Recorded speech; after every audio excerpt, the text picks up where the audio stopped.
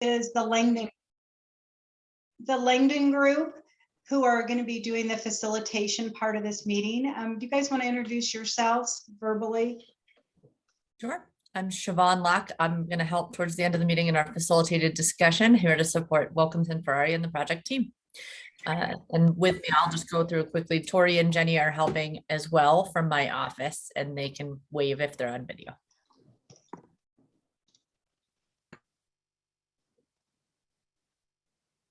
Okay, so if nobody is experiencing any issues, we have, I would say, most of our participants in the introduction slide. So I'll open it up for one more opportunity for questions. Other than that, I'll turn it over back to Cindy. I just want to say that Bob Thompson introduced himself as #1 Watershed fan, so that's good. That's great. So let's just start with an introduction video that we have. Hillary, if you can pull that up, it will give everybody kind of just a nice overview of what we're talking about and why we're meeting.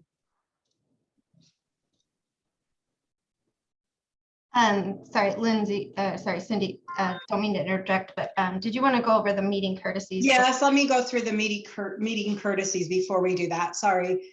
So if everybody can mute your microphones, I think for the most part, everybody is doing that. If you can leave your cameras on, I always think it's nice, because even though we're virtual, it's nice to see everybody and to know that you're paying attention and tuned in. If people, this is the most important thing. There's a lot of us on here and we do want to hear from you. But if you can use the comment tool, it's the chat tool that you'll see at the bottom of your screen. Let us know if some of you are don't know where that is.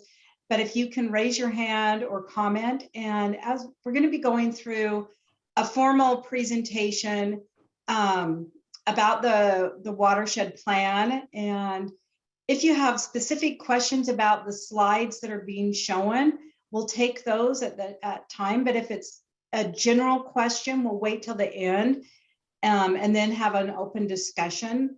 And really, I just want to warn you guys, at the beginning, it's going to feel a little bit like we're talking to you, but then wait, and that's when we're going to open the discussion up, because we really do want to hear from you, but we want to talk you through kind of where we're headed with this plan and what we have in mind.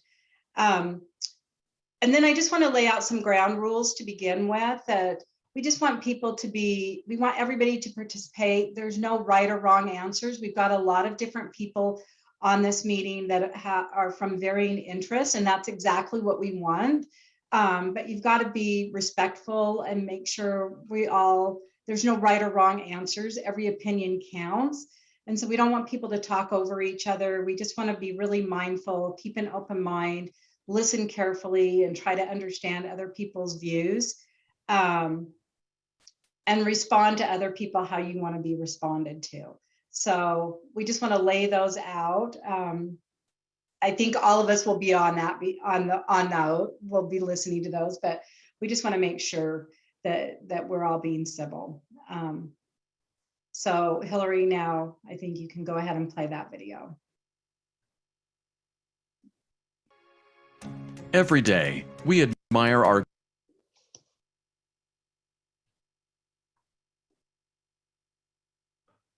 gorgeous Wasatch Mountains and are thankful for what these mountains have to offer, recreationally, environmentally, spiritually, and emotionally. The Wasatch Mountains have been an island oasis in the middle of a sagebrush ocean for a very long time. In fact, many different Native American tribes, such as the Ute, Goshute, Shoshone, and Paiute, found respite from the arid climate alongside the streams of the Wasatch Mountains. But how often do we look at City Creek, Parley's, Big Cottonwood, and Little Cottonwood Canyons, our watershed areas, and realize they are where our drinking water comes from? The fact is, these beautiful and majestic mountains that enrich our lives in so many ways produce drinking water that is naturally pure and provide more than half of the drinking water that 360,000 people depend on every day in Salt Lake City, Cottonwood Heights, Holiday, Mill Creek, Alta, Brighton, and unincorporated areas of Salt Lake County. It can take less than 24 hours for a drop of water in the central Wasatch Mountains to reach a faucet in the Salt Lake Valley.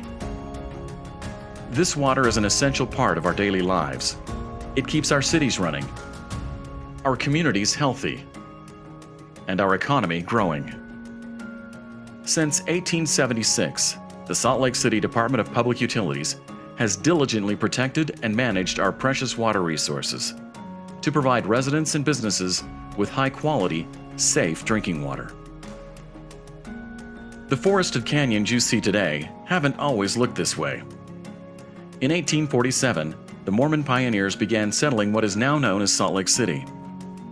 The canyons along the Wasatch Front provided water, timber, stone, land for grazing, game for hunting, and recreational opportunities. By 1900, these activities had deforested the canyons. This left Salt Lake City with dirty and unusable drinking water.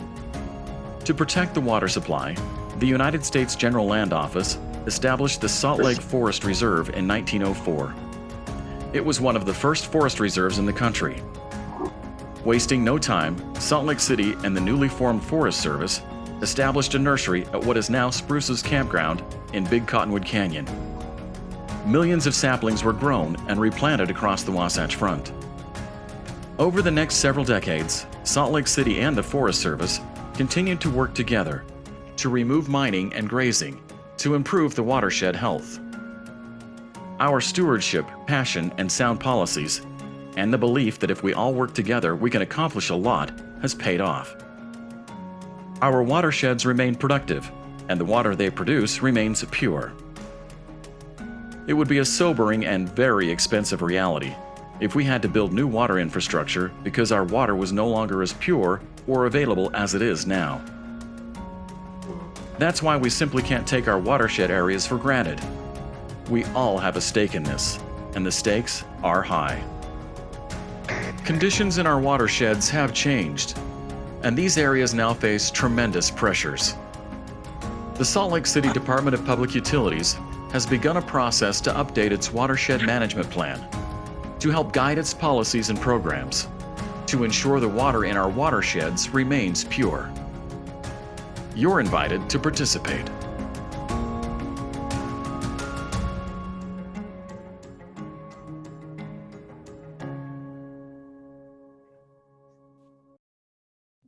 All right, Laura, do you want to just give us a little bit of an overview of all the plans needed and the historical context for it?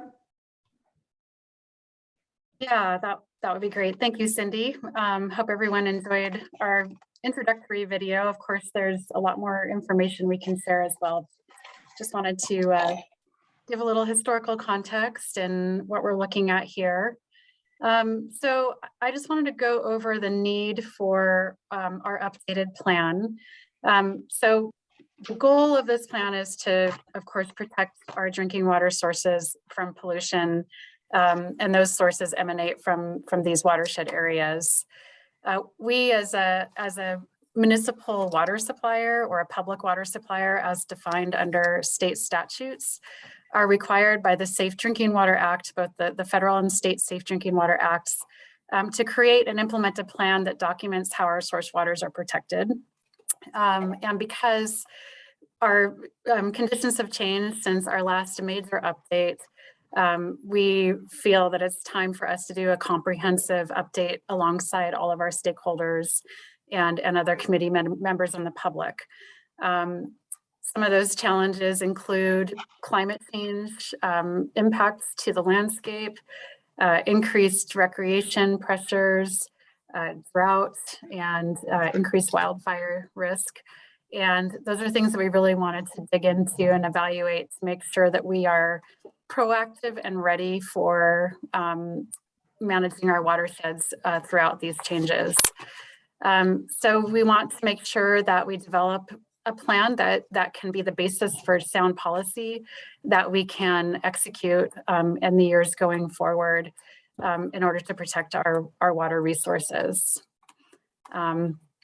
I love this quote by Terry Tempest Williams, because this plan is something that we're not just doing for this generation, but it's the basis for what comes next. And really the eyes of the future are looking back at us and they're praying for us to see beyond our time. And that's sort of what we're trying to do here is respond to what's happening now and anticipate what we might be facing in the future as we move forward in our planning and management for our water resource protection.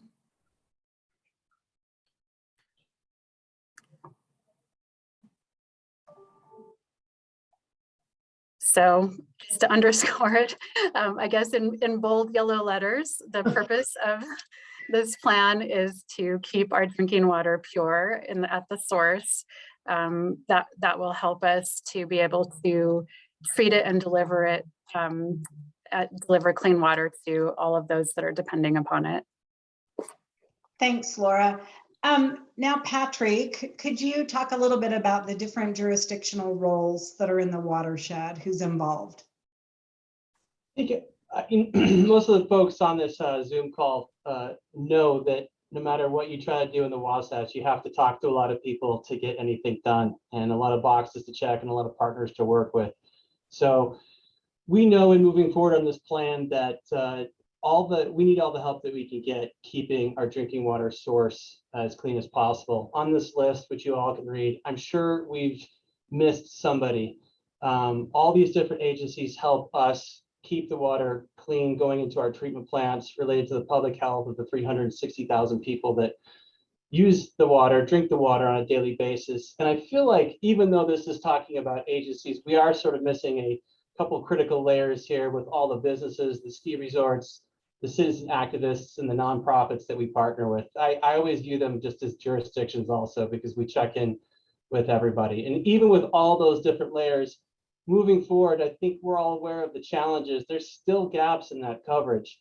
And it just, what this plan is going to be is very water quality centric, and it's going to set the policy of the city moving forward. And we're really looking forward to your input and insight for all the different planning processes that you've all been involved in over the years in this. So thank you. Thanks, Patrick. Now, Marianne, if you could talk about all the different plans that are out there and how this plan fits in. Yeah, I think the purpose of this slide is to demonstrate there are so many planning efforts out there. We recognize there may not be plans that are on this list, but it just demonstrates there's a lot of planning efforts and there's different drivers for each of these planning efforts. Some of these are maybe Clean Water Act driven. Some may be actually recreational driven, some may be some more kind of planning, or I think we have our Foothills Trails Master Plan and some other master plans in there for natural lands, fisheries, recreation. So, but what we're trying to demonstrate here, the purpose of this plan, of this watershed management plan is for drinking water, source water protection, and to meet the Safe Drinking Water Act and State Division of Drinking Water regulatory requirements. Some of these plans may brush up or even feed into our plan, but in addition, our plan may also impact other planning processes due to the regulatory jurisdictions. So again, we just want to demonstrate, we recognize a lot of planning efforts out there, but the purpose of this plan is for drinking water, source water protection for Safe Drinking Water Act.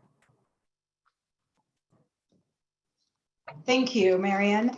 Now we're going to switch gears and have JW. We're going to start with Jessica, just telling you a little bit about the watershed characteristics and how we're going to go about developing this plan. Okay, hi everybody. I just want to let you know I am so pleased to be here with all of you today. And it's just really a pleasure to be able to work with this great team that we have for developing the plan. And so I just want to know that it's just a really great time to start really working with all of you to develop a really great plan. So this first part is just building a little bit on what Laura already talked about. And it's a question of why update the plan. And as you can see on the bottom, high quality water plus ongoing stewardship, that gets us to pure water for the future and for the future generations, as Laura referred to in that beautiful quote. The plan was originally, this plan was originally written in 1999, and it's been updated every 6 years as required, but it's time for a more in-depth review for a lot of reasons. So we first want to look at what changes have happened in the existing condition as compared to 1999. We all know there's been a lot of growth in the canyons, or maybe not so much residential growth, but recreational growth. We want to look at that. We want to look at what other types of environmental stresses might be changing that were not as big of an issue back in 1999. Laura mentioned climate change. That's definitely one of them. Drought, wildfire stresses. There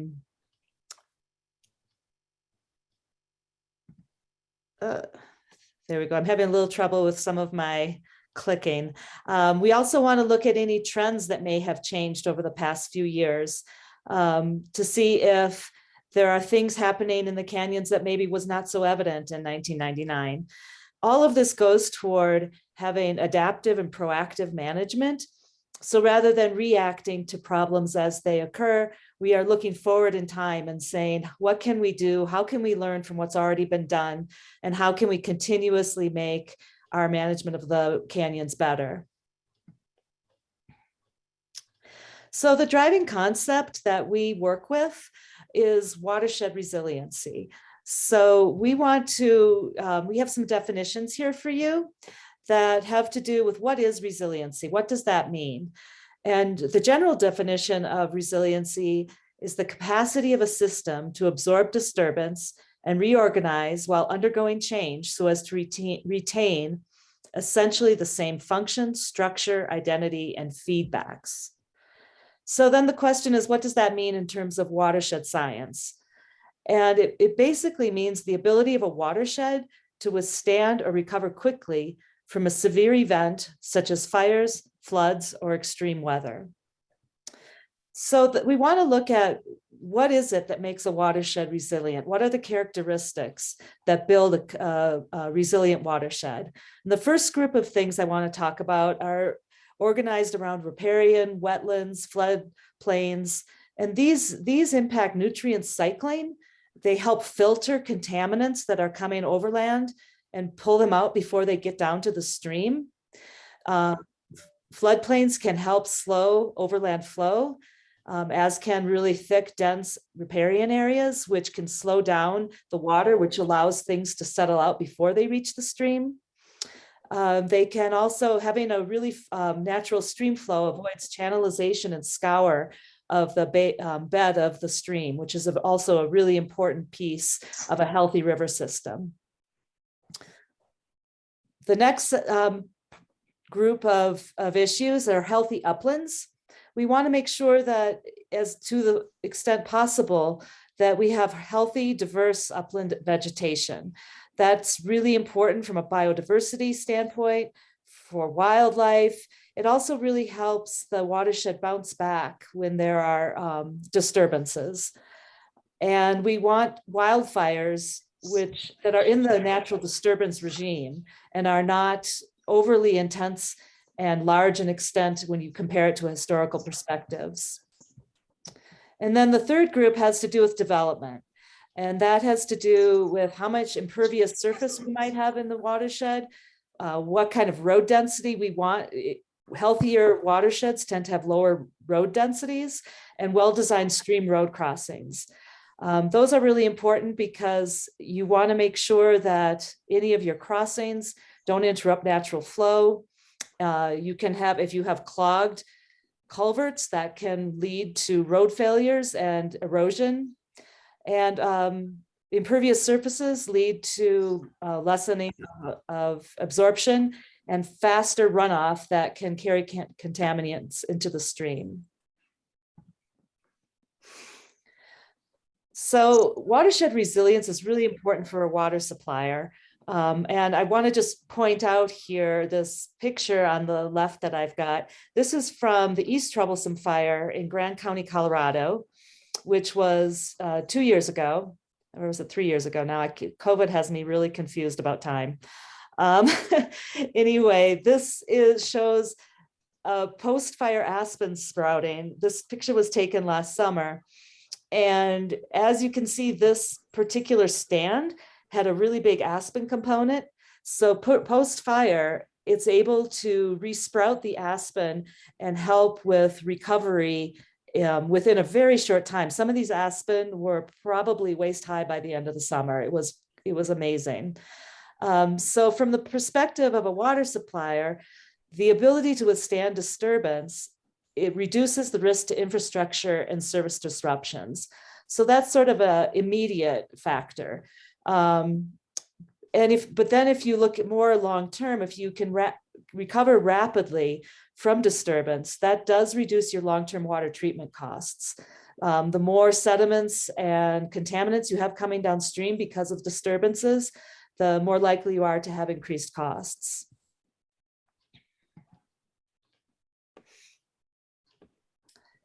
So higher source tomorrow. Higher source water quality generally means lower treatment costs, which then again means higher quality water at the tap. So a takeaway from this part of the presentation is that I think it's important to acknowledge that what Salt Lake City has been doing has been working. And we can see that because the water coming into the treatment plants has been consistently high and has required minimal treatment prior to being delivered to the tap. The water is really good, and that's partly due to the management that has been happening for the past 25 years. Water leaving the water treatment plants exceeds all US EPA requirements. And if we look to the future, this is where the work that we're doing now is really important because there are warning signs of changes. One example would be increasingly intense monsoon events in the summertime, which are starting to deliver increasingly high loads of sediments down to the treatment plants. Wildfire and human influence provide increased sources of these eroded sediments that are then available for transport. So now I'm going to talk a little bit about the framework for developing this plan. First, we want to start looking at existing conditions, and we then want to review the existing management strategies and previous plan recommendations and see how pertinent they still are. And we want to identify changing stresses on the watershed. So then we take those three things and we put them together and we start analyzing what this looks like in the current time frame, and how it looks given those new stresses on the watershed. And this is where we are right now in the process. We have already been working on existing conditions. We've been working on looking at the existing recommendations, and we have identified the major stresses in the watershed. And at this time, what we are doing now is we are starting to bring in the public input, and that you are a part of that as the stakeholder group. Eventually this will go to the public meeting. And so one of our strategies here is to get information and feedback from all of you to help us analyze these existing inputs. Then we go to develop draft recommendations. And that part will fall out of a lot of the input that we're starting to collect right now. And as we do the draft recommendations, we will continue to interface with the public and of course with all of you. And then once we have gone through that process and spent a lot of time thinking and refining, we will finalize the recommendations and release a draft watershed management plan. There will at that point be a 45-day public review of the watershed management plan and some more public meetings I'm anticipating. And then it will be revised and completed, and ultimately it will be implemented. So we look at this as a process that is collaborative with all of you, and something where we want to be very transparent and open about what we're working on and what our science is telling us. And at the end, we want to come out with a plan that can be implemented on the ground as soon as the plan is adopted. So now we're going to talk about the timeline for all of this.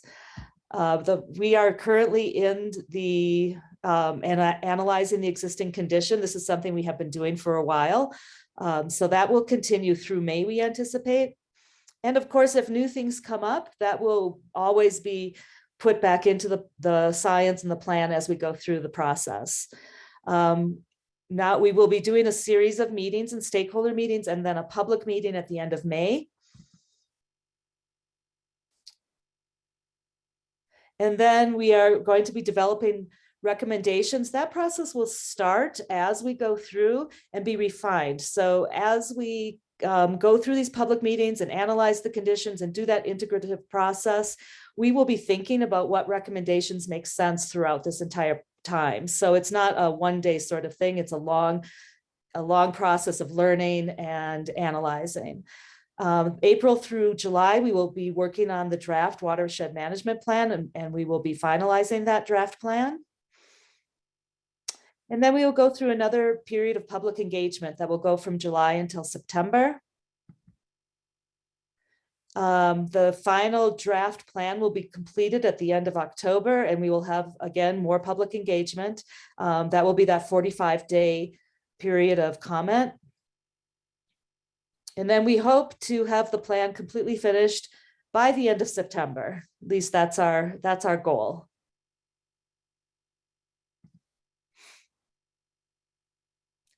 And this is something I really want to emphasize.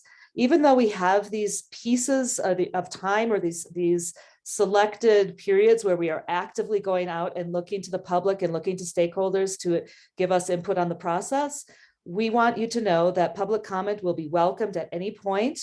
There is a website that we are releasing or opening up to the public, and that will be a place where you can put your comments, you can put any suggestions you have. All of that will be part of the public record. So even though it looks on this anticipated timeline and in the framework that there's these specific times for public engagement, that does not mean that we are not available at any point in the process to discuss issues with any of you. So now we're going to talk about some unique attributes of what really is this incredible resource. And I just want to say that I have spent some time now in the Wasatch. I am not from the area, I'm from Colorado, but I am absolutely blown away by how beautiful this area is. And I was very lucky. I got to go skiing there before COVID. And this was taken while I was out skiing at Brighton. And I think this is from the Brighton ski area. Just a phenomenal place. And the skiing was great. So anyway, I want to talk about some of the unique attributes of the watersheds that are different from a lot of other places that pull their water from watersheds near their communities. And I also want to really emphasize that these areas are absolutely critical for SLC's water supply. And they are also very, very loved by the community. And that is something that we have been learning, both loved from an aesthetic standpoint and also loved from a recreation standpoint. And so I think that's something we really need to acknowledge and work into how we think about this plan.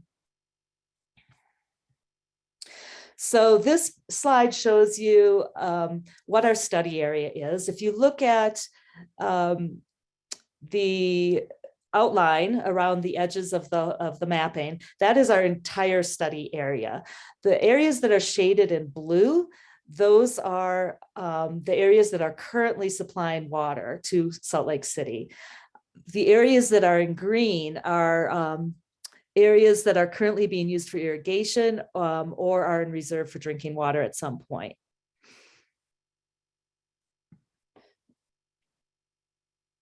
So I'm going to have Laura talk just briefly about this part of the presentation. This is just a little graph that shows you what percentages approximately that each of these subwatersheds are providing to SLC's water supply. Laura? Thanks, Jessica. So as a water supplier, we keep careful track of the sources of our water and where that water is used and the approximate quantity on a year-to-year basis of that water. So it's been mentioned that anywhere between 50 to 60% of our water resources that serve our service area in the valley are from Little Cottonwood, Big Cottonwood, Parley's, and City Creek. And that's important for not just for the tremendous quantity of water, the percentage of water that we provide, but also important from a reliability and sustainability perspective. Salt Lake City holds direct water rights in those 4 canyons, and we literally manage, you know, the water rights, the watershed, and the treatment of those water resources, and then the distribution of those water resources from top to bottom.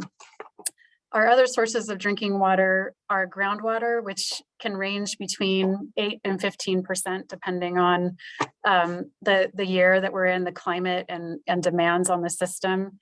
Salt Lake City also holds direct rights to the groundwater on our system, and those are in about 25 deep groundwater wells along the east bench of the Salt Lake Valley. And then we are also, through our association with the Metropolitan Water District of Salt Lake and Sandy, we have access to water in Deer Creek Reservoir through the Provo River Project, and then through the Central Utah Project. And those water resources can be anywhere between 30 and 40% of our supply, again, depending on the runoff, what kind of runoff we're getting each year, what kind of snowpack we had the winter before, and the demands on the system. So this just underscores how important this planning effort is for the city and for all of the residents and constituents and communities that rely on these water resources. These canyon water resources are incredibly critical to us. Okay, thanks, Laura. So I'm going to talk briefly about some of the unique attributes of Salt Lake City in connection to the Wasatch watersheds. One thing I want to say quickly is that there may be other areas that have pieces of these attributes or some of these attributes, but it's hard to find one that has this full combination that really makes this area unique. And one of those is how close your watersheds are to the urban core, which means that they are very accessible to all of the people who live and want to recreate in those mountains. It's a very short distance from the source to the tap. There are major recreational areas that are concentrated in what are really pretty small canyons. And you're also, Salt Lake City is experiencing really rapid population growth. The entire area is actually experiencing really rapid population growth.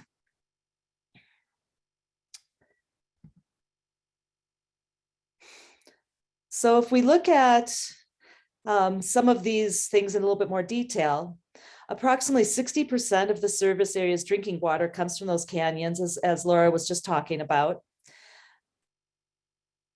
It's only 28 miles from downtown Salt Lake City to the ski areas, which are near the top of the canyon's watersheds, which is an incredibly short distance.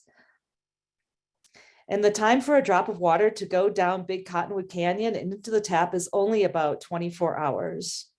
So if we kind of compare those to some other areas on a regional basis, if we look at Southern California, almost all of that water comes from the Colorado River.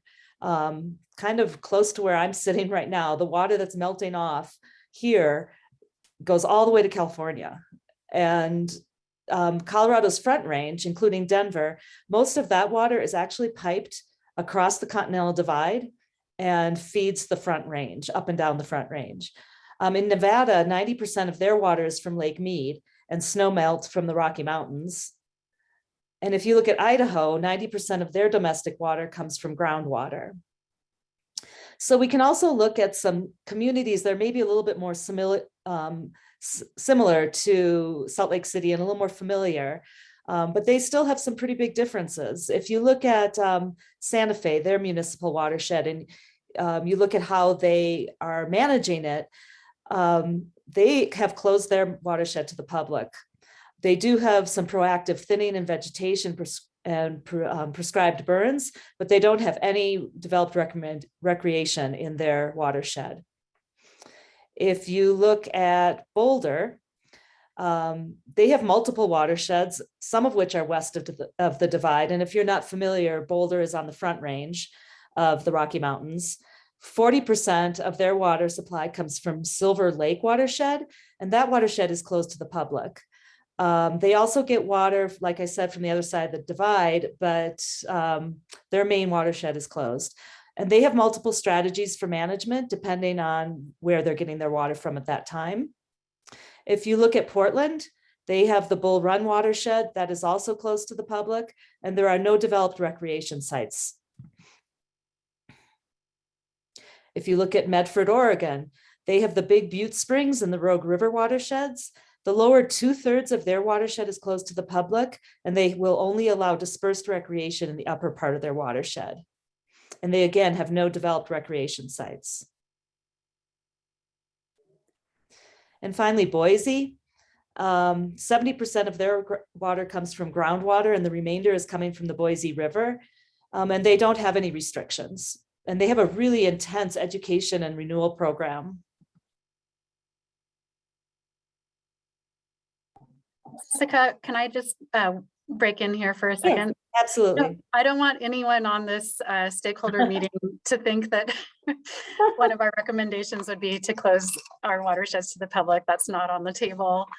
We've always had a philosophy of balanced use combined with, careful stewardship and meeting certain regulatory requirements. But we know that our watersheds are extraordinarily valued because of the public access to them, and we're supportive of that.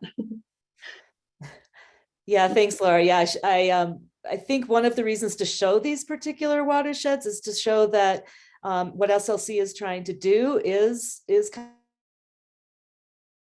communities have just closed the watersheds rather than trying really hard to manage it so that people can continue enjoying them and recreating in them. And that's a really special thing about Salt Lake City.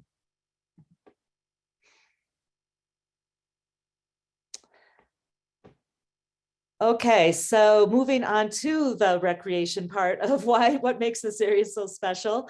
Again, this is a picture of Brighton ski area. So obviously the ski areas are a huge draw. And as people are coming to recreate in this area, as more people are coming to see this, they are coming to enjoy these beautiful areas and these beautiful recreational opportunities. Obviously, you all know that there are 4 world famous ski resorts less than 30 miles from downtown Salt Lake City. And right in the watersheds, there are 3 wilderness areas with trailheads that are only a few miles from Salt Lake City. There's an extensive trail network for hiking and biking and running, much of which is just walking distance from the edge of town. And there are rapidly growing mountain bike opportunities that are starting to gain national attention. And I think climbing as well is becoming or has become a more nationally recognized activity in the Wasatch Mountains.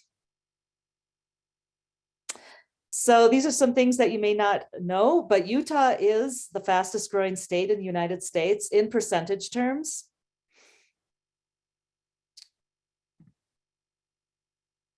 No. Okay, there we go. If you look at this graph, this shows in orange down here, that is the percentage growth, the percentage increase from 2010 to 2020 for Utah. All of the areas in green, highlighted in green, are adjacent states. So it's not just Utah, but it's the whole region that's growing. And the more that whole region grows, the more people who are coming to the Wasatch to recreate.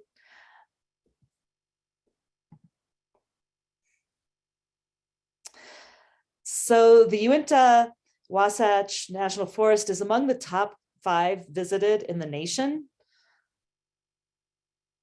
And there are more visitors annually than Yellowstone National Park to this area, an average of 4.2 million over the past 5 years.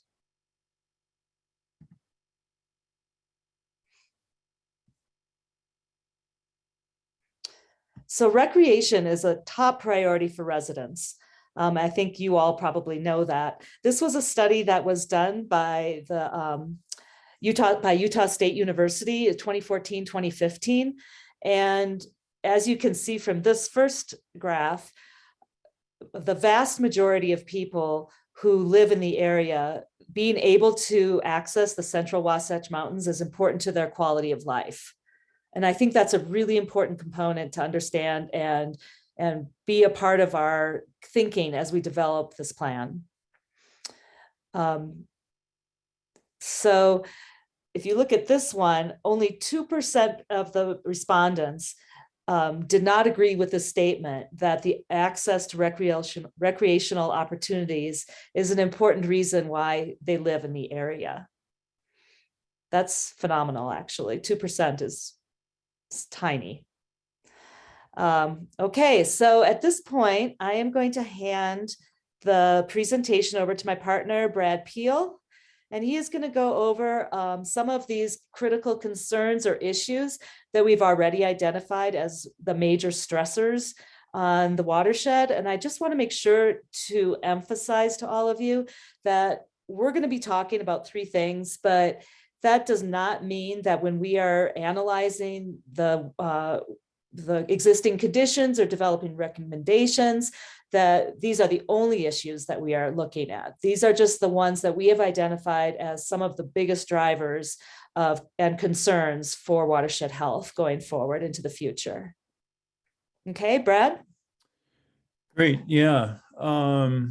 So as I mentioned before, I'm a forest hydrologist. We've worked on watershed health and wildfire and disturbance issues for a long time, and especially related to water supply in the mountains. And what we've done some initial work, and one of the things that we've come up with are these kind of three areas that I can get my forwarding thing to work. There we go. It's just slow. So we've come up with 3 things. One, and as Jessica mentioned, these aren't the only things, but these are kind of 3 main themes that we're looking at. And we're going to discuss them briefly today, and then we're going to go in more depth in the future on these. Climate change is one, and we'll talk a little bit more about this. I mentioned some wildfire. So that's another one. And then the last one is human influence. So we'll talk just a little bit more about each one of these, but this is really an intro. We're still in that, the plane flying at 20,000 feet on these issues, and we'll get down closer to the ground in future meetings. So, so how do we look at vulnerability and watershed condition? And so one of the things I just thought we'd kind of start with is looking at, one of the things we're really concerned about in this plan is watershed conditions. So what impacts that? There are natural processes that are really important. And there's some, the big word anthropogenic human influences basically. And so the EPA put out this statement saying that most of the pervasive impacts to watershed conditions are expected to come from population increase and climate change. And I think, as Jessica mentioned, we definitely have population increase here and pressure from that. And we'll take a closer look at climate change.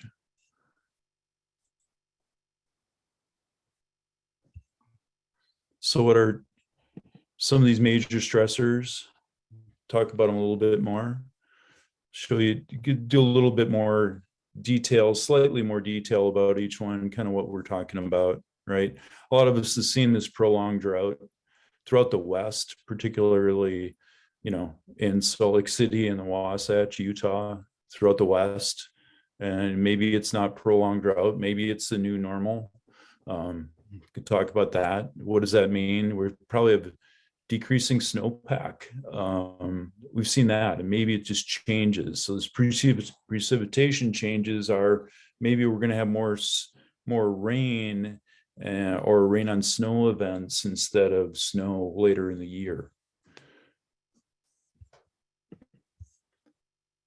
There we go.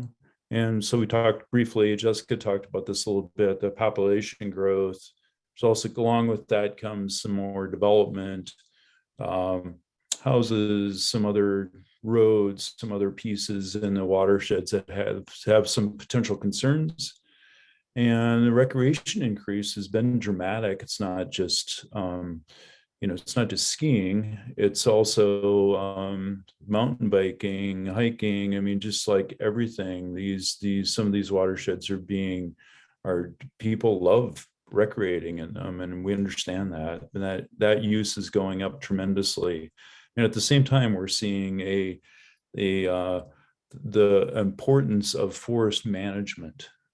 Right. And it's not just that we haven't done management in the past. It's just that we're trying to see how that fits, not just with recreation and human development, but also other hazards, disturbances, wildfire hazards, things like that. And we'll talk more about that in the future. And then, putting these together, these both have an influence on wildfire, which is, got a lot of people's attention. So what happens? We have some dense forests up there, which leads to some high fuel loads. We have this drought we were talking about before, which leads to conditions that are drier than we've seen a lot in the past, and more ignition sources for more people in, living and recreating in the canyons. So all those things together, cause these three things are things we're going to be focusing on a bit and talking more about. They're not, like Jessica said, they're not the only things, but they're things that we're definitely noticing that are different and changed. So just quick, we've looked at, this is from the EPA again. This is a long-term temperature change. So this is temperature change from 1901 to 2020. So this is basically 120 years of temperature change, annual temperature deviation. And if you look at where we are right here, that kind of bright red or pink color, that is, I don't know, this is going off the bottom for me, but that is about 2 to 2.5 degrees Fahrenheit, average annual temperature change. So we've already experienced a fair amount of change in temperature. So kind of what the top of the slide says, 1.5, I think it's actually like 2 to 2.5 degrees Fahrenheit. And this is from a climate change report done by Utah Department of Public Safety, really looking at what's changing faster. It's the higher elevations, and we know this.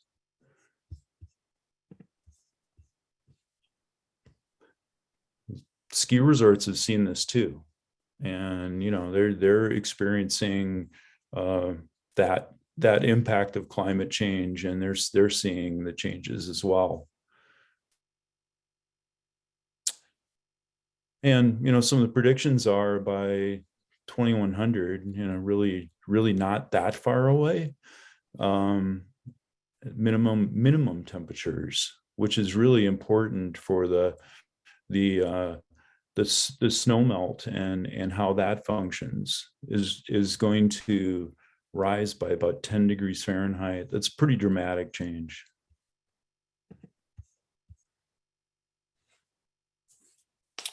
So if we look at wildfire, how are some of these things impacting wildfire? How are the other two? We said they were kind of connected, right?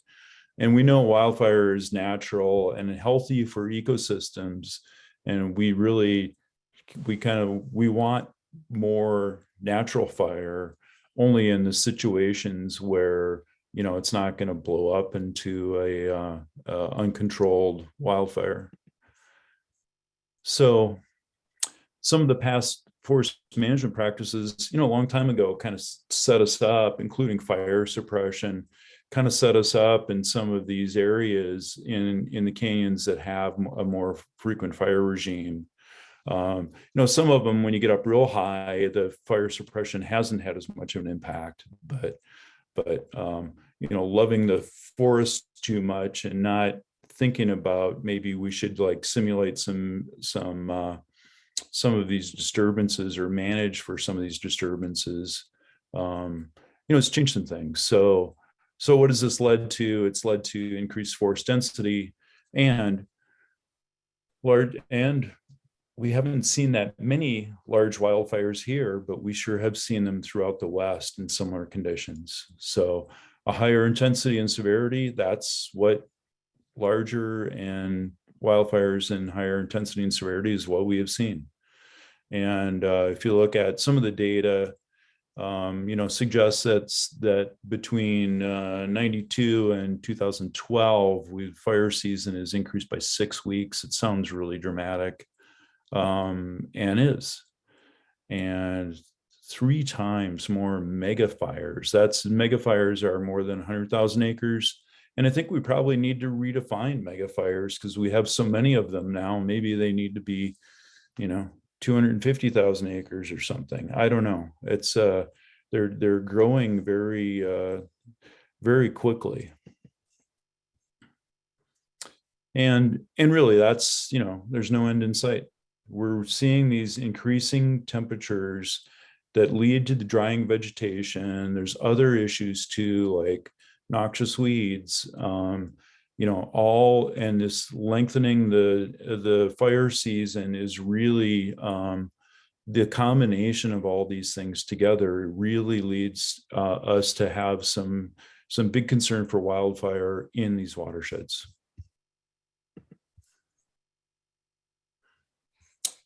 And so kind of one of the things we're thinking about is, how do we balance the stress of climate change and then kind of the associated things it brings to us, right?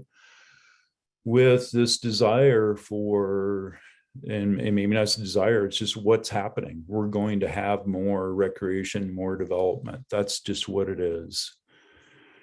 And then protect in the long term, the health of these watersheds and water supply. So the next steps, really, as I mentioned before, we're going to do some in-depth. We've done some more analysis, and we're going to talk a little bit more about some of these issues in more detail. Climate change. It's going to be on April 11th. We'll talk more about that. There we go. We'll talk about wildfire more on the 21st. And human influence on May 6th. So one thing I was going to address real quickly, Patrick Shea had a comment about whether we were going to have some more academics involved in some of the details of our analysis. And I guess, the short answer is that they have been involved in the past in some of the other stuff that Salt Lake City's put together.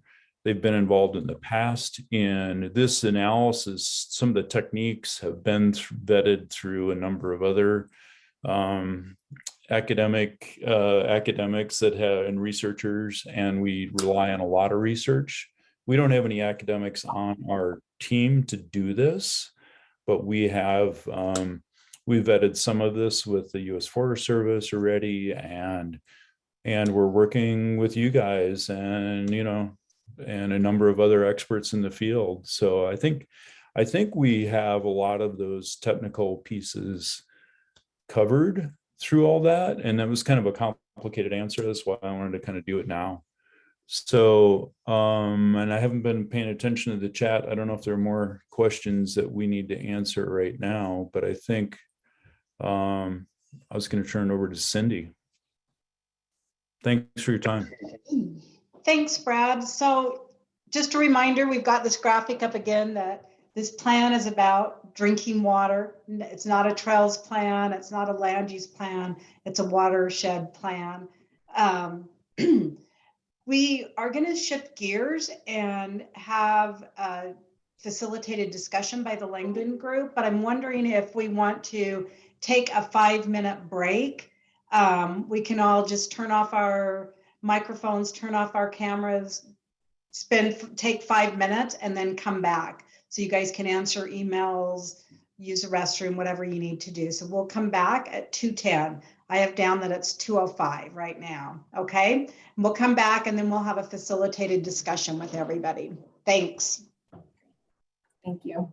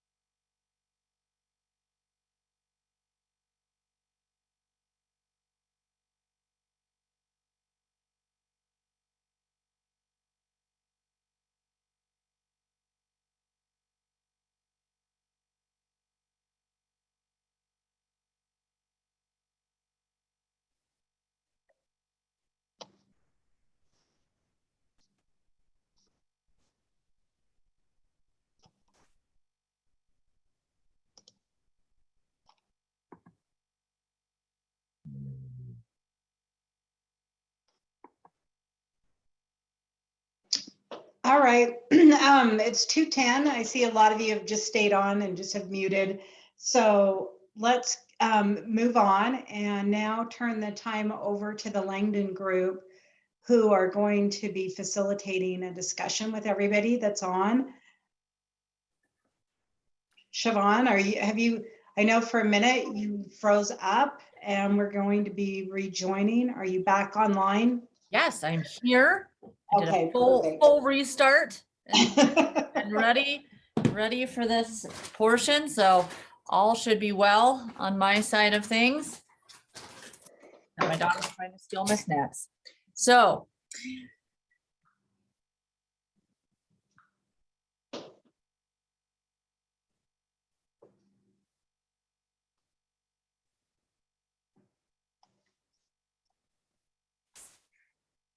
It looks like the full restart wasn't successful. I know. I think Siobhan froze up a little bit. were noted. Oh, There you go. Yeah, You're back. Siobhan, you froze up a little bit. So I you might- noticed everybody was a little bit quiet there for a second. How am I doing now? Good. Okay, so thank you. Sorry about that. So some people shared some thoughts in the chat that we maybe responded to, and others I want to get to. But what we're going to do to start off, if let me know if I freeze up again, but I feel like I should be in an okay spot. What we are going to do is go back to that menti.com. So if you had a window open where you participated before during the introductions, or if you joined us a little bit late after the introductions portion, please go to menti.com. I think Hillary's going to share a little slide that will show it's really easy. Open up another window. Don't lose us. Open up another window that just to the menti.com, and there will be a little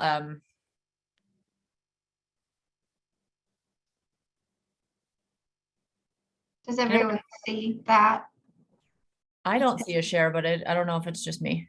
No, it's not sharing. It's not sharing. I do see it in the Menti, the question of what do you value most in the watershed areas? But I don't see that. How about now? There we go. Yes. There we go.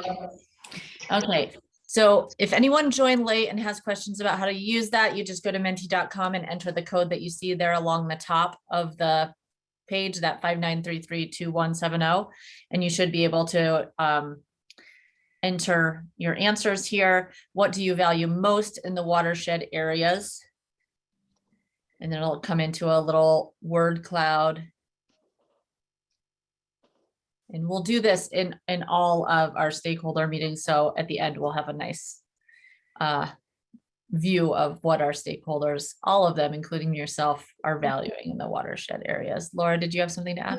Yeah. People are not limited to just one answer. You can provide as many answers as you want while this screen is open. Yes. And Hillary, you'll let us know when we kind of start to see a critical mass and you feel like we're at a point where we can. We're about 2/3 of participants so far. Wonderful, thank you. So during this time, if there's other questions you do want to cover during this discussion portion, you can feel free to add them in the chat. I'll give you an opportunity to speak up for yourself too, but if there's something you really want to make sure we cover in as a group discussion, you can add them there. And this is a typical word cloud. The bigger the word, the more times it's been entered, correct? Yep. So. Responses are still coming in fast, so. They are. I love it. I think that everybody's taking Laura's permission to add multiple, which I like. I like that energy, and it seems like we're right on target here with water quality. That's what we're focusing on. So I like it. Oh, Sherry, we'll miss you, but thank you for being here for the time that you were able to give us.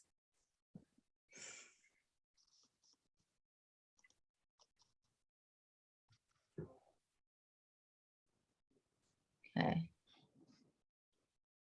Wonderful.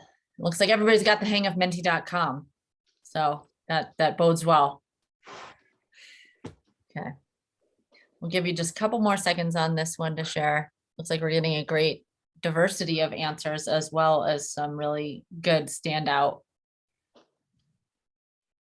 answers. So thank you.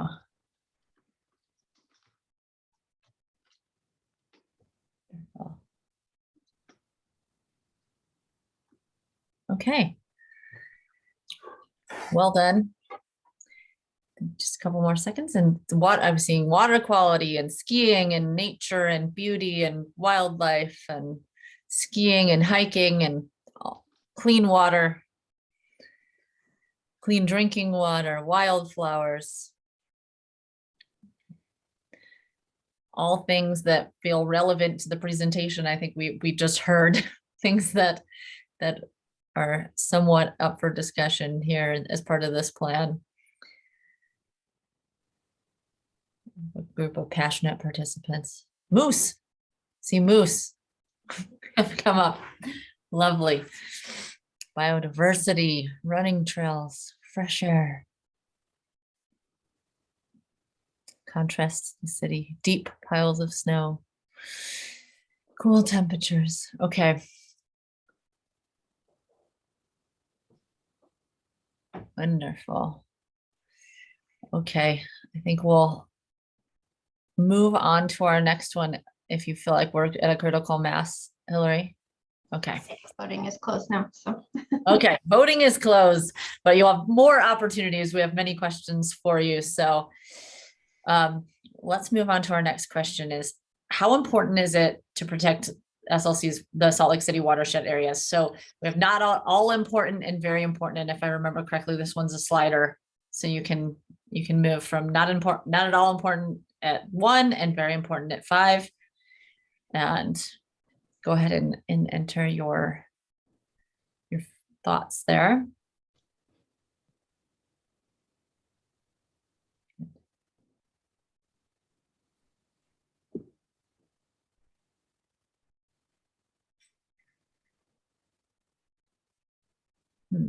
Are we getting participants, Hillary?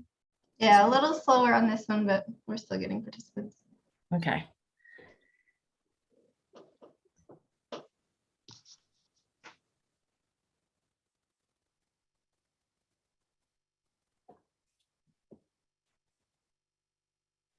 If everybody votes the same, does it not get any bigger?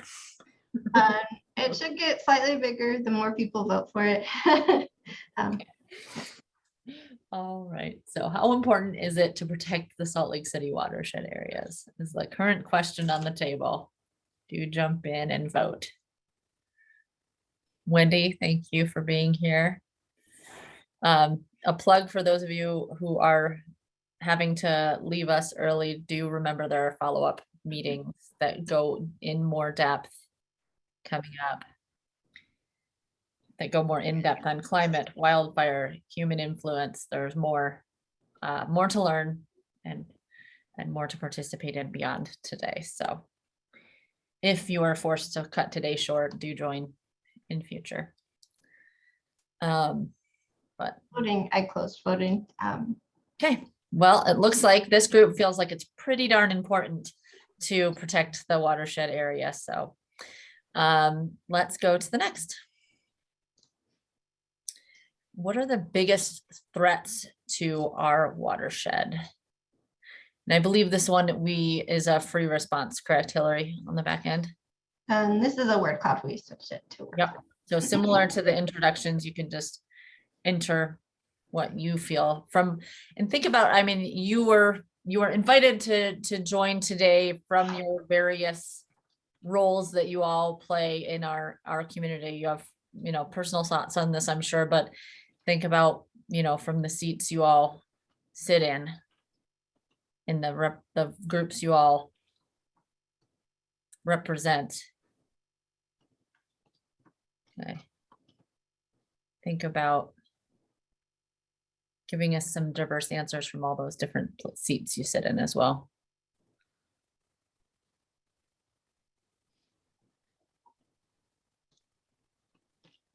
Well,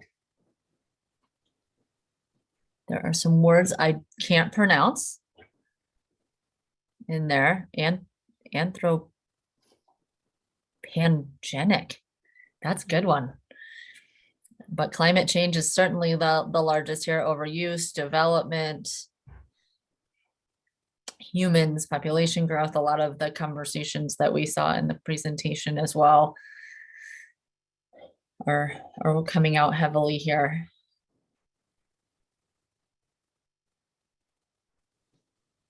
Lovely. Okay. Yes. We're counting down. Hillary's put a little timer on for us. Good job. Okay. Water scarcity, misuse, politics. Biggest threats to our watershed. There are a lot. Lack of education, needed restrooms, cars, poop, forest fires. Okay, we're running low on time, so get those answers in if you haven't yet, but seems like we have 64 answers. So I think everybody has, counting people and counting answers. I think we've got some good ideas in there. Okay.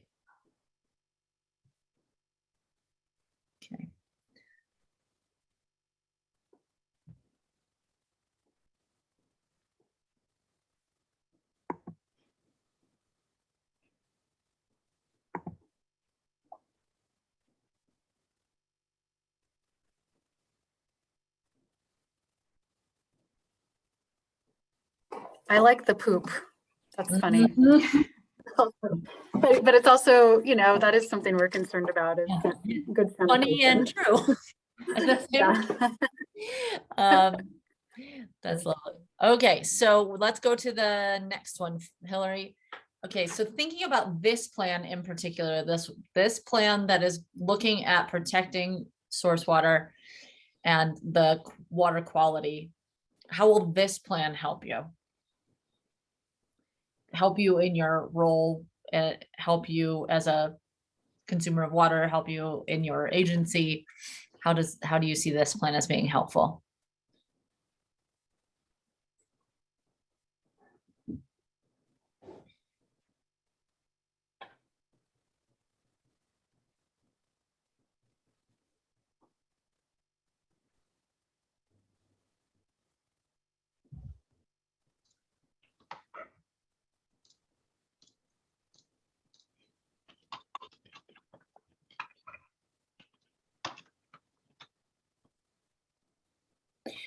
To be better stewards, help Salt Lake City to be better stewards, clean drinking water, education for the community, collaboration to continue to better protect the source areas, learning about things in the watershed that didn't already know. If the community hasn't bought into a plan, then we're flying by the seat of our pants, responding to pressures. Need to plan ahead to protect against these threats. Want my future grandchildren to have clean and plentiful water. Educated input, applying land use planning techniques to redirect development. Seen a few comments about development and climate change, balance use with watershed protection. Seeing how all stakeholders can work together. As mentioned early on in the presentation, this is an acknowledged fact about this area, that there's lots of stakeholders working in the same space. Know where and how to help. That's just a lot of great stuff. Keeping informed and educated. Restrooms. Lots of comments about restrooms. Mutual understandings of issues and solutions. As a facilitator, I like that one. Shared understanding is always important. All right. Looks like we have a few more seconds to get things in. But these are all great. I see a lot of shared themes and a lot of unique themes in here. And we can see the diversity of folks we have here. So really appreciate all these comments. That wildfire must be mitigated by tree and vegetation management, sharing resources, balanced use. These are great. Hillary, yep, voting is closed. So looking at time, we still have a couple more. Let's do a couple more Mentimeter, and then we'll go on to some more open discussion. So the converse of the last question. So we talked about how will this plan be really helpful, but thinking about a plan like this, what are your biggest fears about a plan like this? Thinking about at the end of the day, a plan like this comes out. What are your biggest fears? What do you worry about this plan? What could be a bad outcome in your opinion? What makes you nervous about a plan like this?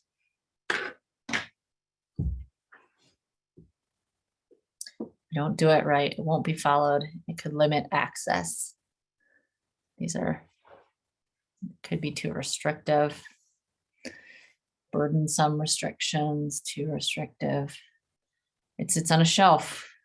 Unilateral decisions. Could gather dust on a shelf. We always worry about that with plans, right? That you make a plan and they don't ever get implemented. Bureaucratic stagnations, political interference, won't go far enough. Could be a waste of effort. Trail access limitations.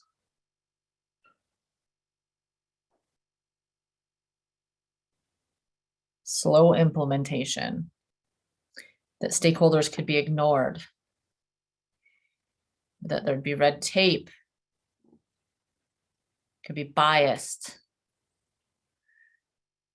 Yeah, and again, as a facilitator who's done a lot of plans on a lot of different topics, I feel like I could take a lot of these fears and pick them up and place them on top of lots of different plans. I feel like when you're talking about the planning space, there's a lot of lack of promulgation. There's a lot of the forces of development, anti-environmental agenda. Some groups bullied, not adaptable. It won't unite us all. Won't have any teeth. All right, a couple more seconds to add any last thoughts.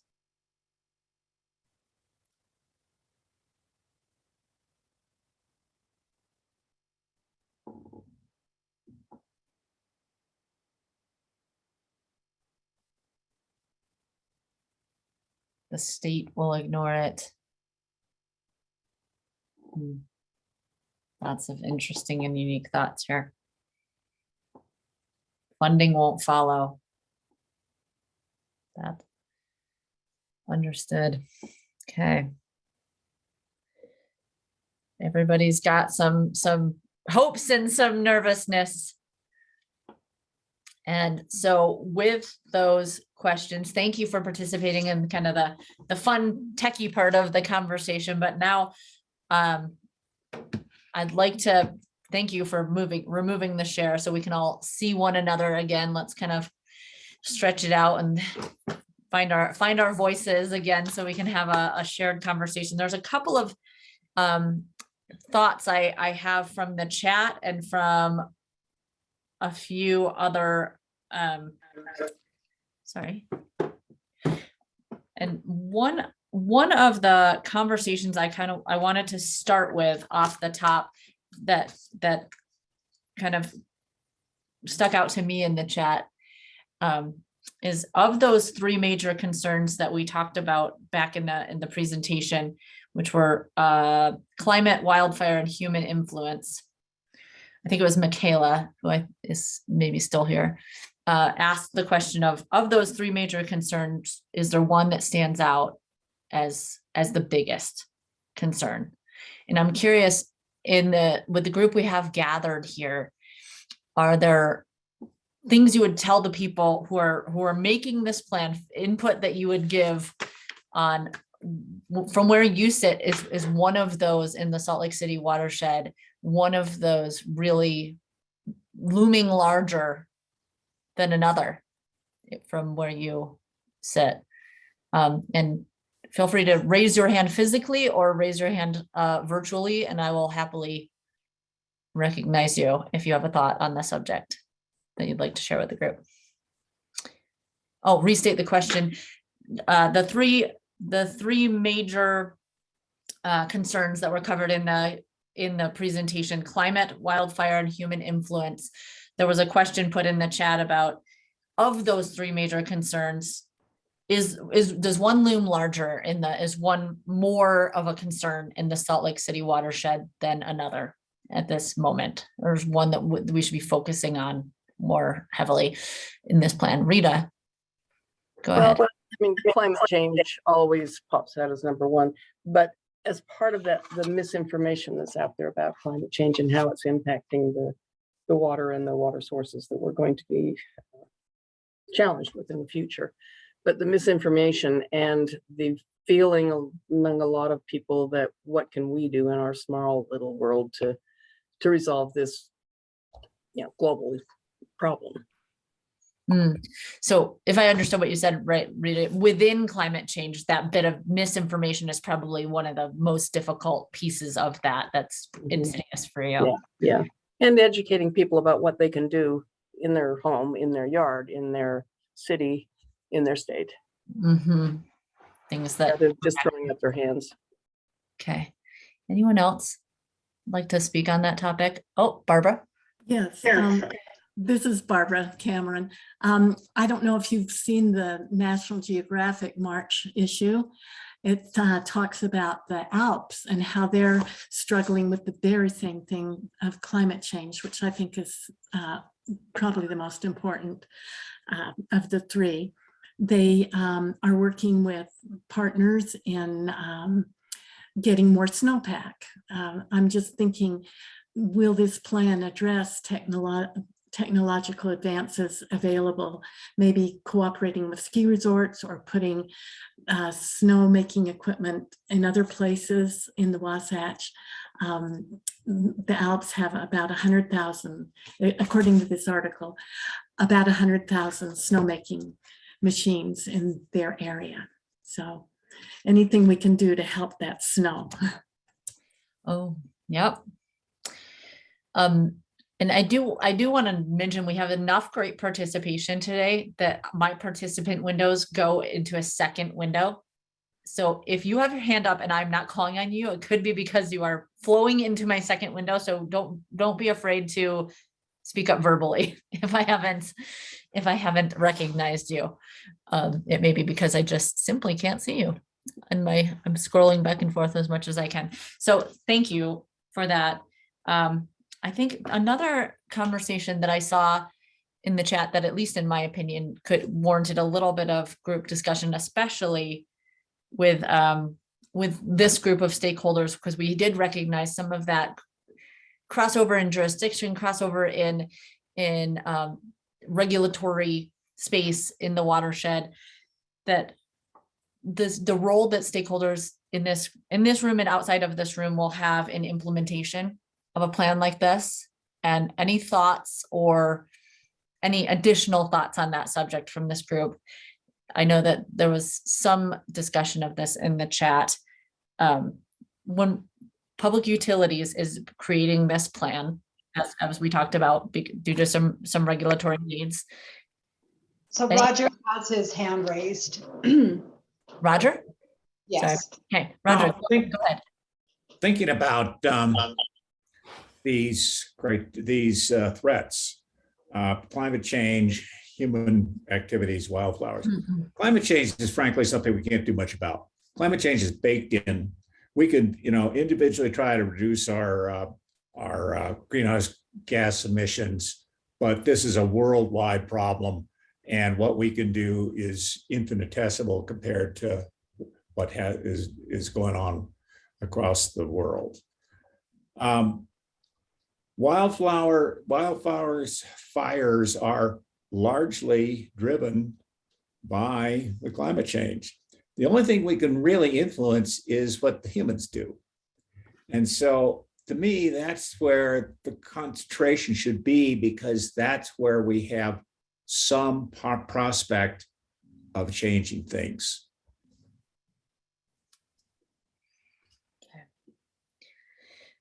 Any thoughts in relation to that, or thoughts in relation to the implementation of a plan like this? Challenges?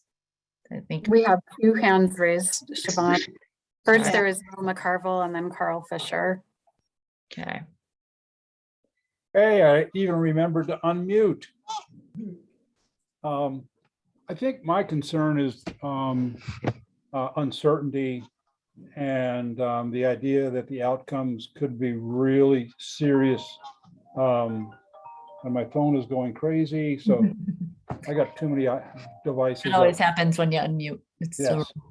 So my concern is, and I don't want to use the term putting all your eggs in one basket as you move forward, but this plan is going to have its antenna out and be, we've got 3 big hitters.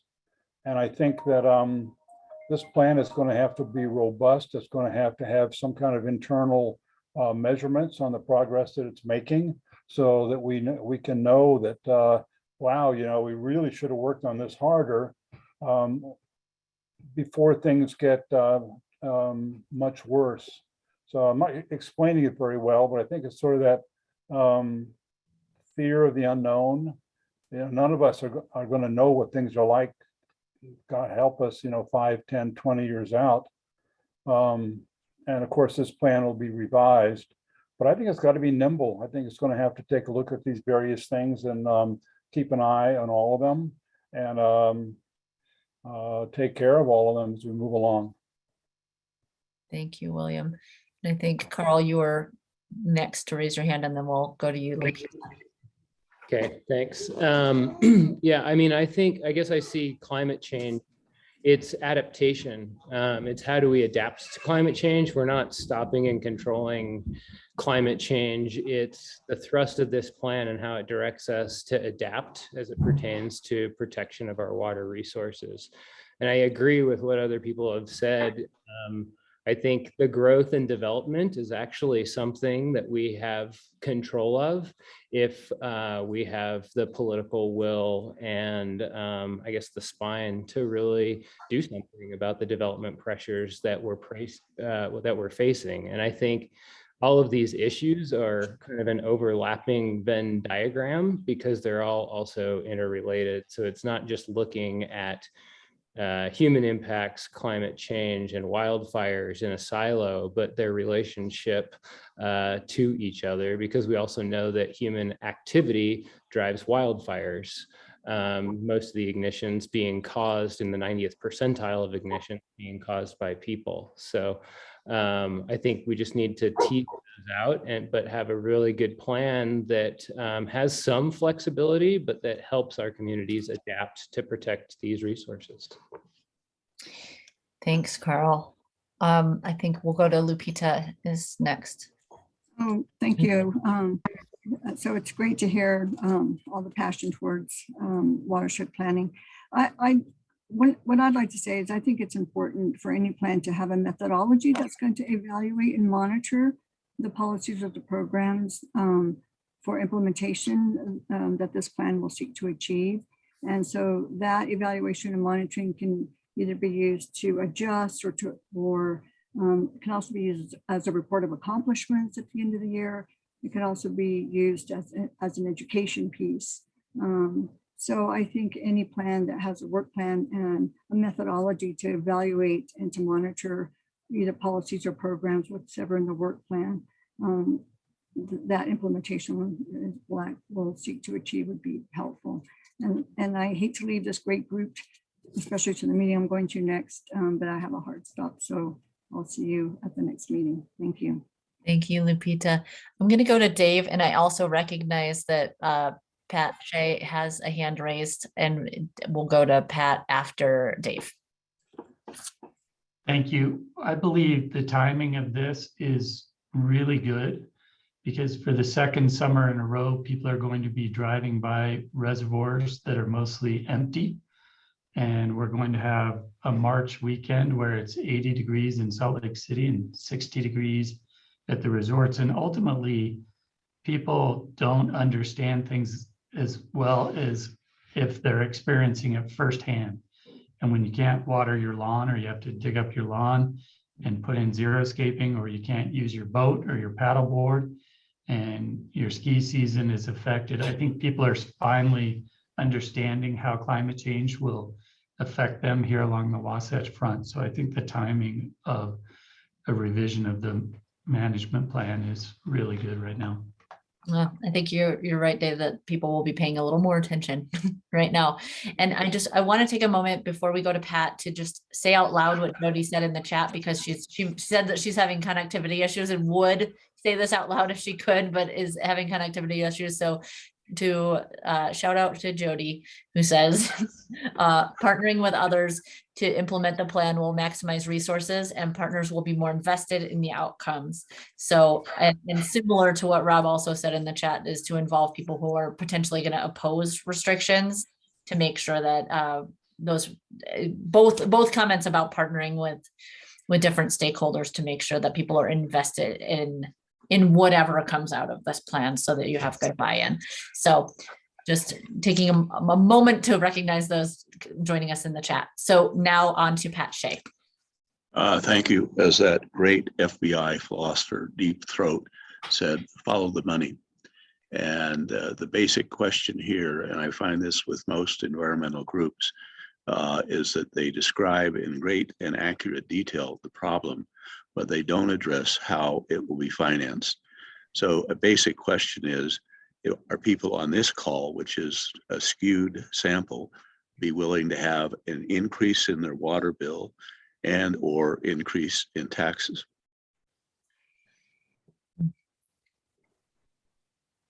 Well, we have a small focus group here who let's ask who here thinks, I mean, thinking about the people you represent, not just thinking about yourself.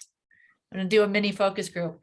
Who here thinking about Pat's question, who here thinks that the public, knowing, if we did an okay job at letting them know these issues, that the public would support increased taxes or increased fees to support strategies that might be an outgrowth of a plan like this?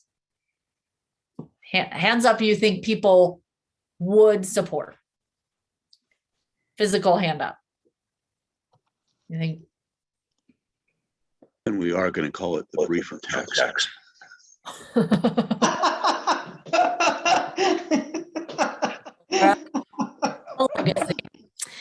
Legacy. Okay. And just for those who are going to watch this video later and count and be sad that I didn't ask the inverse of that question, hands up if you feel like you don't think we would get public support for increased fees and taxes as such. Okay. Pat. You have to do a good sales job. You'd have to do really robust education to get that kind of support. My fellow communicator, Rita, I understand. Okay. Amber is asking a related question in the chat, and I feel like we do know this. Water rates in Salt Lake City compared to the rest of the US, Laura, where are we right now? We're actually evaluating right now, but we're relatively low in our water rates, in part because our rates are based on a cost of service, and because our water supplies are gravity fed and they don't travel long distances like some other communities, and the water quality and the source water is clean, our rates reflect that.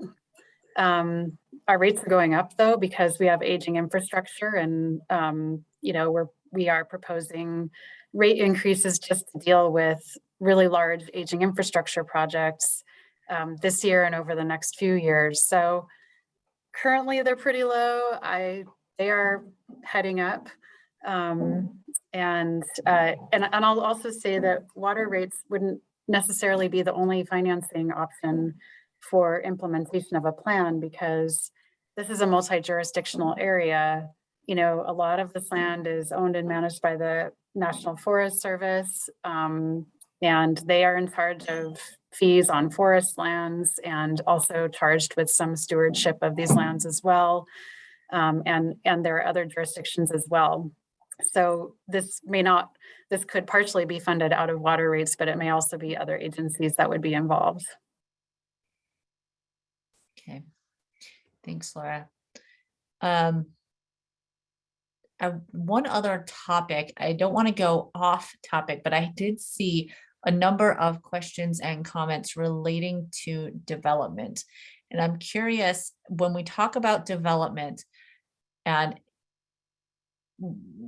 are the people who are bringing up questions around development as it relates to this plan and protecting source water, I'm wondering if someone can frame that for me and how it relates to this plan specifically, and how you feel like it should be thought about for this plan, for the people who are bringing that up. I want to say I think I saw Carl had some thoughts on that, and if you don't have that thought right now, you don't have to share that, but I'm just curious if people have Carl specific. has his hand raised. Carl has his hand raised. Okay, go ahead, Carl. Sure, I'll kind of elaborate on this, and I should probably preface this with, we did a community survey this past December, and there was a lot of confusion about the word development within the Save Our Canyons community, was kind of the resounding feedback that we got. But I would say, I mean, I think there's a lot of ski area projects that have been proposed and planned over the years. There are gondolas and interconnects being currently proposed, road widening projects in our watershed canyons.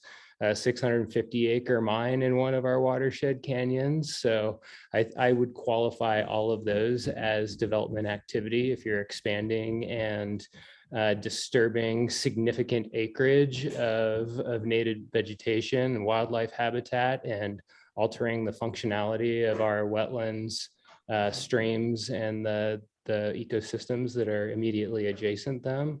I think those are massively disruptive, particularly when you compound them with the uncertainties and implications of the climate change that's raining down on the range as well.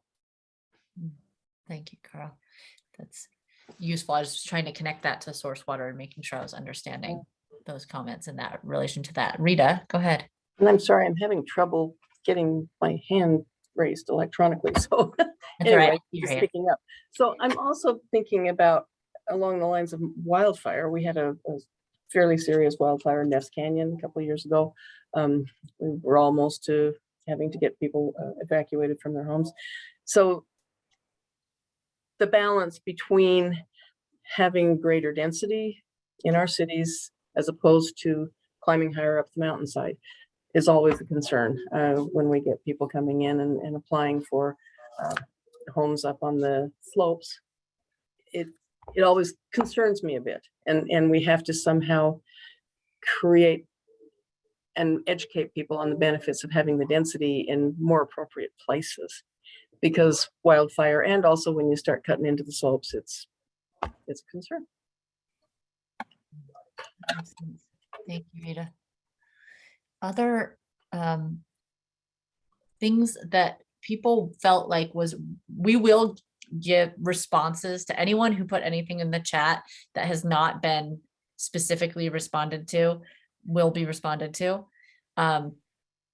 Anybody have anything that you felt like would be useful for group discussion with these last couple of minutes that we have before I pass it back to the larger group to talk about the next upcoming meetings, etc. I do want to just reiterate that we appreciate the discussion. We appreciate everybody being here, and I want to make sure that we got to everybody's thoughts that we wanted to discuss as a group. Also, Snowbird, shout out. I want everybody to feel like you're all sitting in the cliff spa with me here.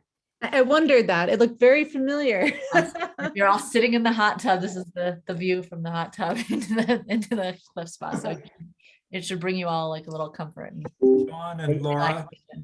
Yes. Yeah. Hi, this is Tom.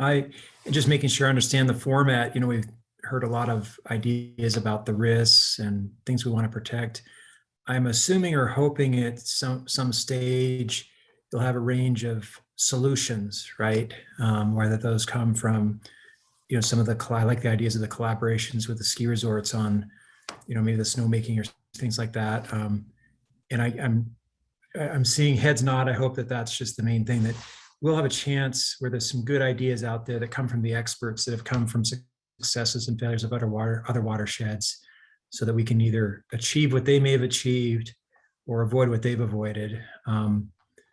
And it comes down to lots of people loving these lands to death, but we want to preserve all the goodness that's already there.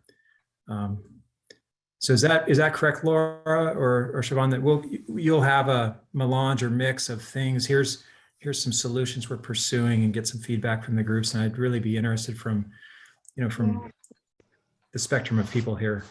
Laura? Yeah, I would also, we could put up the wrap up slide, because I think that shows the direction of where we're headed. And Laura, you could jump in as we're talking about that, and same with JW.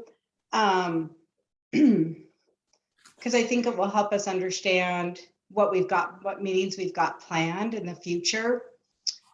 So this is the stakeholder committee. We have a total of 8 meetings that we've got planned. So we're at the first one where we just are kind of introducing the characteristics and the framework for creating the plan. And then we've mentioned meeting 2 will be on climate change, meeting 3 on wildfire, meeting 4 is on human impacts. And then meeting 5 is when JW will start to introduce the elements that they're going to be exploring, so that by meeting 6, they come back with draft guidelines, practices, tools. And I think this is where you were heading at with Tom.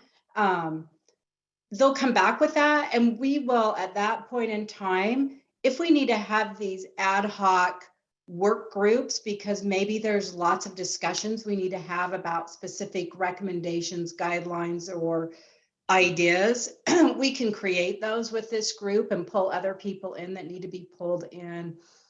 And we may have to look at those a couple times. That's to be determined. And then we'll come up with the draft plan. So I just wanted to share with you guys kind of where we're headed with all of these meetings. And Laura or JW, I don't know if you guys want to jump in and say anything in regards to Tom's questions or where we're headed. Cindy, I'll just jump in really quickly here, and then I'll let Laura talk. I want to just mention, and Brad might want to mention something here too.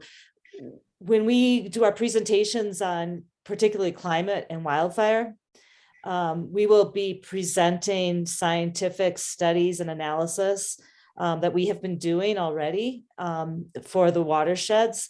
And as part of that, we will also be talking about not necessarily a solution to climate change, because we know we're not going to solve that. But we will be talking about different measures that can increase the resiliency of watersheds or help watersheds adapt to climate change. And so we will be talking about what has been done in other areas, and same thing with wildfire.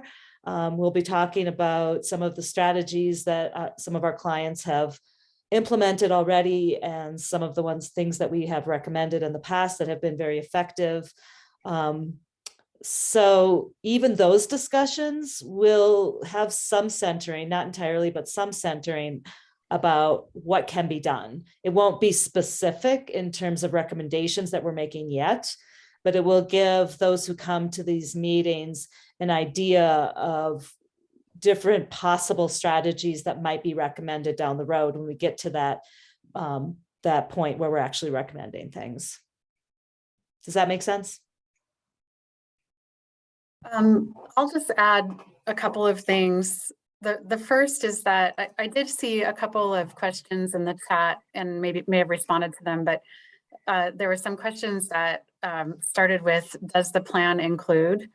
And just to clarify, we don't have a plan right now. The plan hasn't been written. We've done the work in terms of a lot of the baseline conditions and the research, but this stakeholder committee and the public feedback and our advisory committee, that's all part of actually putting the plan together. So all of the input that you're giving is going to be helpful in terms of designing the approaches that we'll propose to take.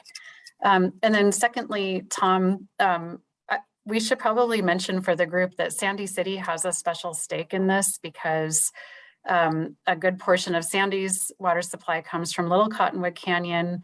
Sandy City also has a watershed management plan that deals with source water protection.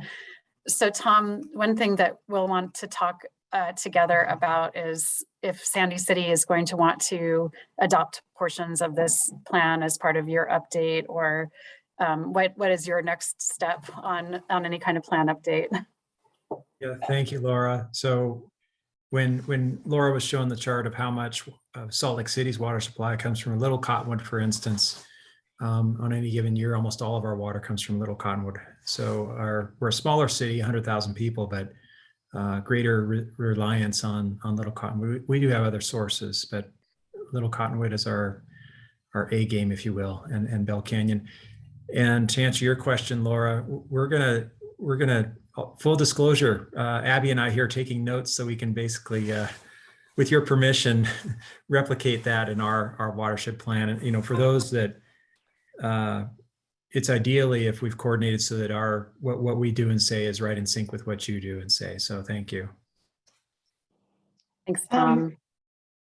Patrick Nelson, do you want to? I know you commented in the chat. Do you want to verbalize that or just? Sure. I've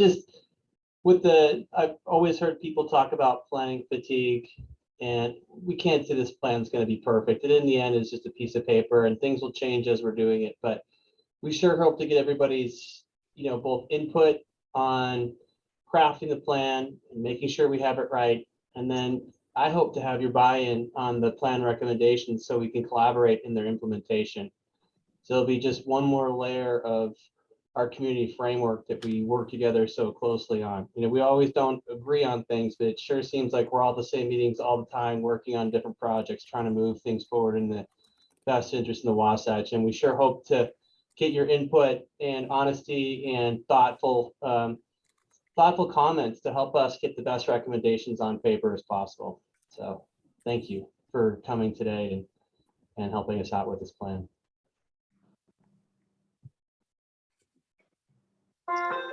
So with that said, I'll wrap up and then I'll let Laura wrap up. So I want to say big thank you to everybody. I mean, to put in 2 hours of your time is awesome. And I just want to communicate again, we're just getting started.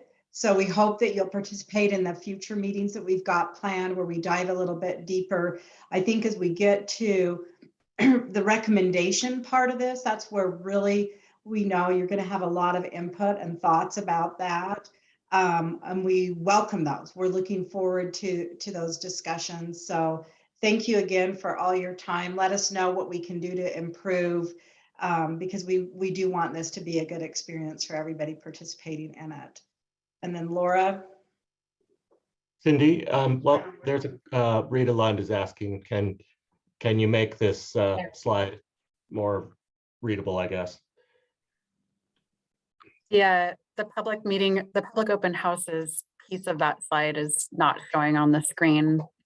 But we can also, this presentation can be provided or may have already been provided to the stakeholder group too that has all of that information. So I don't have much to wrap up. I have no sage words except just thank you all so much. It's really meaningful to me in my role and personally to see all of you here. many of us have had a long history of working together in these mountains. And I am just so grateful that we can continue that relationship. I'm also really grateful that representatives of our downstream communities are here. So, you know, while we're talking about how we manage these mountains, and we have lots of stakeholders who live and have businesses and have jurisdiction in these mountains, we've also got communities represented that rely on the clean water for their public health and their growth needs. And so having that combination of stakeholders in the room together, I think is really helpful. We're missing some stakeholders today. Of note, we had asked our city council to provide representatives for each city council district, and they're working hard on that. But that's another group of stakeholders that I think are really important, the residents of the area that's being served with water. So hopefully we'll see them in different meetings. And then the other piece on the website, the public comment is ongoing throughout this whole process. So there's actually a way for you to submit any comments at any time on the website that's been set up for this process. Or if you have constituents that you would like to refer to that website, please allow them to submit any comments or let them know as well. The more feedback we get, the better. So the website is up there on the screen right now. It's really simple it's a long name, but easy for you guys to remember, slcwatershedmanagementplan.com.